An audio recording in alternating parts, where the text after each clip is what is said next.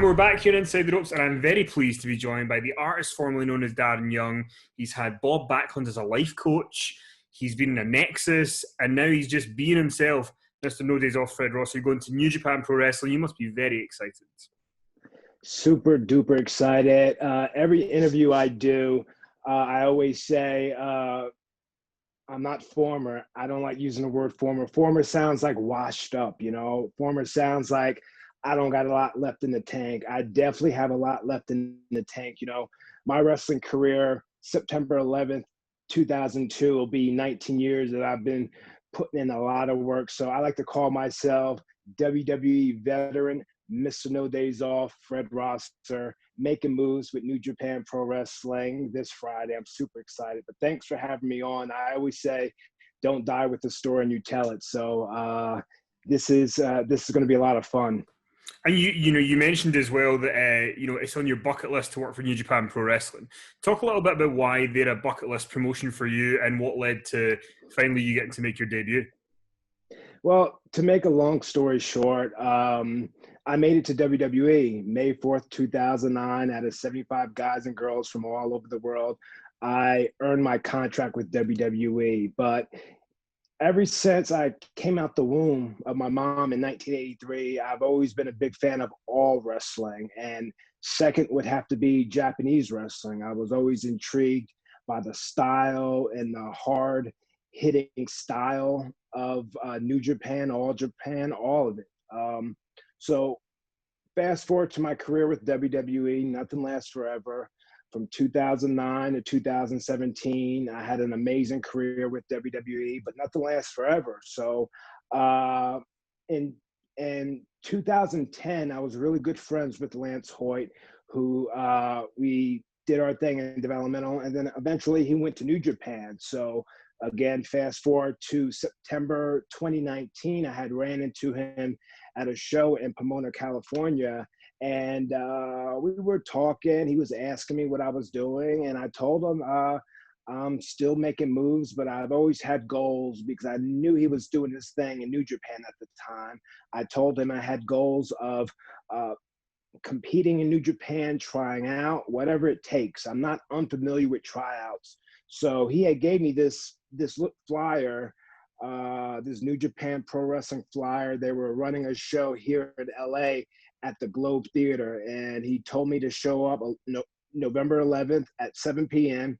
I showed up at 5 p.m. to meet all the New Japan superstars, to see and watch the show as a fan from beginning to end to see if I belong there. And that was the one question that kept playing in my head. Do I belong here? Can I fit in with the incredible talent in New Japan?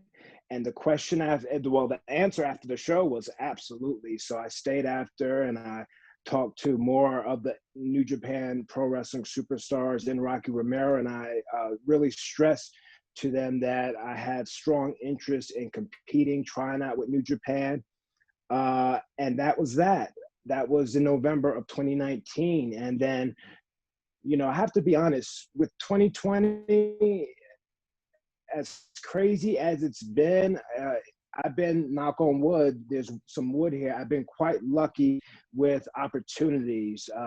After my New Japan Pro Wrestling show in November, I did my first ever musical, off-Broadway musical in New York, February and January. I was singing, dancing, and acting. And if it wasn't for Chris Jericho actually doing Dancing with the Stars, I don't know if I would have done the musical. So doing the musical in January and February, it's something that I would definitely do again. And then fast forward to probably May, June is when Rocky Romero and New Japan reached out to me and told me about this opportunity to wrestle with them. And I was kind of torn because I have family and I don't want to, affect anyone with COVID-19. I don't want any issues. So I talked to my family and they gave me the blessing to compete. They said, it sounds like a great idea, go for it. They always supported me in my dreams with WWE, and my New Japan Pro Wrestling bucket list dream was no different. So they blessed me to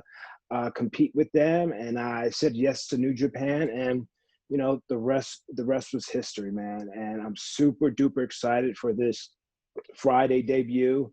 It's I always say I still got a lot left in the tank. I still have a lot left to offer to this company. And when they finally made the announcement, my first statement was, "You ain't pulling the plug on me and telling me it's over."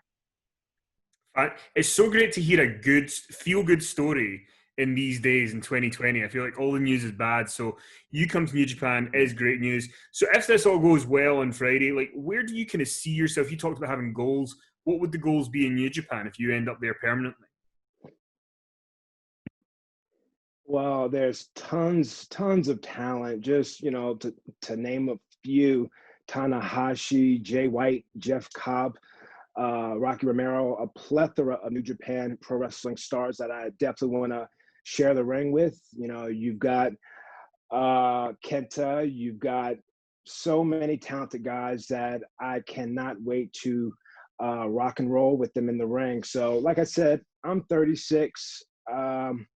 I'm like wine. I age gracefully with time. So I've got so much left to offer into the company. I was a trailblazer with WWE, and now I'm a trailblazer with New Japan Pro Wrestling. I always say that my fight is much more bigger than in the ring. In all actuality, it's outside of the ring, fighting bigotry and hatred and trying to be the voice of the voiceless, not only for the LGBTQ community, but anyone that gets bullied into silence. So I'm going to be that superhero in New Japan wrestling and just in life general until I'm 6 feet under. Yeah, 100%. I mean, look, if you've got more in the tank, there's no better place to go than New Japan Pro Wrestling, right? That's the biggest test going. But I mean, your career, you've got so much more to do. I do want to ask you a couple of things about from so far in your career. The Nexus was 10 years ago. I can't quite believe you do not look like you were doing that 10 years ago. But earlier on this year, there were rumors that there was going to be some sort of reunion before all the COVID stuck in. What happened? What can you tell us about a potential Nexus reunion? Well, WWE called me up in February and said that they wanted me to come to WrestleMania, be a part of Access, be a part of some network specials, and I was down. Like when I left WWE, I didn't leave on bad terms. I'm not on the ban list. I still, whenever they're in the LA area, I still go backstage and I tell everyone I'm just here being nosy because I miss it. You know what I mean? I miss my friends. I miss competing with WWE. This was in February when I was invited back. Probably March is when they called me again and said that unfortunately they had to cancel Access and a lot of the WrestleMania plans because of COVID. And I was pretty devastated because, it had been a couple of years since I had actually been on TV with WWE. So again, got to keep it moving. And eventually, during this whole pandemic, the opportunity with New Japan came up. But yeah, I was ready to go for the Nexus reunion. But hey, COVID. Yes, it sucks.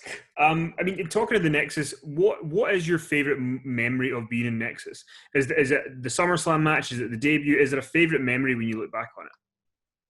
Definitely the debut. A lot of fans always say, "Oh, I wish you guys would have beat Team WWE. I wish you guys would have had a better run with the Nexus." And you know, it is what it is. I can honestly say that the Nexus had a galvanizing effect on the wrestling world. Probably, uh, you have the Shield, you have a lot of groups now. Because of us, I think we paved the way for so many groups moving forward. But I'm very blessed for all the opportunities that I had, with Nexus. But definitely the debut would have to be a moment that I'll never forget. So, again, never say never. Me, I always stay in shape. I stay ready, so I don't have to get ready. I never want to get that call back with WWE and say, "Hey, come back," and I'm 300 pounds overweight or not in the shape to compete. That's why, um, you know, 2020 has been great for me. But giving back to my wrestling fans and my IG and Twitter community family, I've been doing a lot of online personal training to help people reach their goals during this pandemic. So as good as 2020 has been to me, my way of giving back is through sharing all my knowledge. Health is wealth, everything fitness, fitness based, how to train in your house, how to train in your backyard. So that's what's been keeping me busy during this whole pandemic. But yeah, Nexus, never say never. And I do want to also ask you about you having Bob Backlund as your life coach. I mean, there's just so many questions. I mean, how did that come around? And do you have any favorite Bob memories?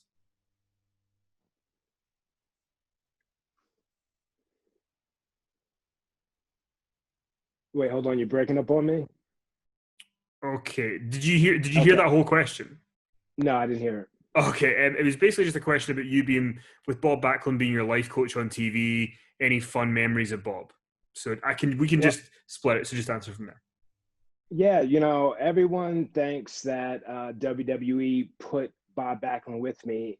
It was my idea, teaming with Titus O'Neil, nothing lasts forever. Tag teams break up, make up. But I knew after I was done teaming with Titus, I said, I want to bring back Bob Backlund because I've done appearances with him and he's very energetic. I'm energetic. He likes to do his autograph signing standing up. I like to do mine standing up. One thing that I enjoy in wrestling since day one is managers, and that's like something that you don't see much of. So I said, Bob Backlund's like strange bedfellow with me, so why not bring him back to manage me as my life coach? And I got the idea from Mike Tyson and his former trainer, Cuss. Mike was just, he was tunnel-like vision when he was with Cuss, and that's how I wanted to take the relationship with Bob and I and show it on TV to the world. And traveling with Bob was incredible. He always said I was a good driver, doing 300 miles from city to city. I said, Bob, how's my driving? He's like, right down the middle, right down the middle. And again, I enjoy driving. Bob and I would work out. One thing he would always say is that out of all the guys that he has trained with, doing a plethora amount of squats, he said, I'm the only one that has been able to keep up with him. So that's the highest regard from an OG like Mr. Bob Backlund that he could say to me. I'm very close to his daughter. And we still stay in contact. He calls me, we call each other every once in a while. And every time we talk, it's always like 30 minutes. I don't know if he's timing the conversation, but that 30-minute mark, he's like, all right, Darren, I gotta go. All right, bye.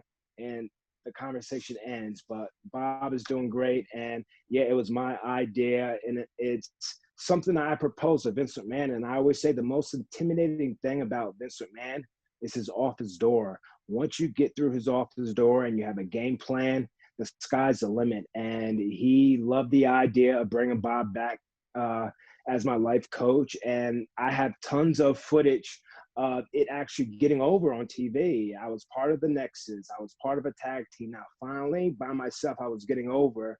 I always say it's just unfortunate that those people that work under Vince McMahon didn't have my back. Yeah, but you're here now at New Japan. It's all looking good going forward. One other thing I want to ask you before you go is you've been so important to the LGBTQ community from coming out and being the first openly pro wrestler in the industry in WWE. Where do you think wrestling is right now, representation wise? Is wrestling doing well? Is there things that need to change? What do you think? I always say the more representation, the better. We need more out athletes representing. So for me, it's like whether people see me on TV or on social media, I want them to identify with me and say, well, if he can do it, then so can I. So guys like Jake Atlas, Paro, Anthony Bowens, Sonya Deville, so many out superstars are coming out because of me. And it's such a high honor to be told that because of me coming out, I made it a lot easier for other LGBTQ athletes to come out. And I always say by being the first openly gay WWE superstar, I've been able to pave a way for other LGBTQ athletes. And they have a duty to instill confidence in our youth and to lead by example. That's why my whole Block the Hate movement that's running wild this Friday at New Japan Pro Wrestling is so meaningful to me. You know, in this world, we all receive hate for various reasons, but in order to be strong and successful, you got to block the hate. And at the end of the day, I want this to be the next middle finger. You know, I got to keep it PG with you, but I want this to be the next middle finger that, you know, I had a speech impediment growing up. I was an overweight kid growing up. I don't know if you had any disabilities or any hiccups growing up, but look at what you're doing now. You're making moves. I'm making moves. I always say there's room for everyone at the finish line. So not all superheroes wear capes. And I'm bringing my block tape movement that's going to be running wild, like I said, to New Japan. So stand by for amazing action out of Mr. No Days Off, Fred Rosser. Fred, that's such a great message. People can see the description below how to check out the show. What's your social medias, just in case people want to follow you if they don't already? Twitter, Instagram, at Real Fred Rosser, my government name, not Darren Young. And also, please follow my podcast, Pro and Bro Wrestling. I always say, don't die with a story and you tell it. And I do it with my real life neighbor here in LA. And like I say all the time, daily, don't die with the story and you tell it. That's why I'm speaking to you. Fred, thank you so much. And I wish you all luck in the world.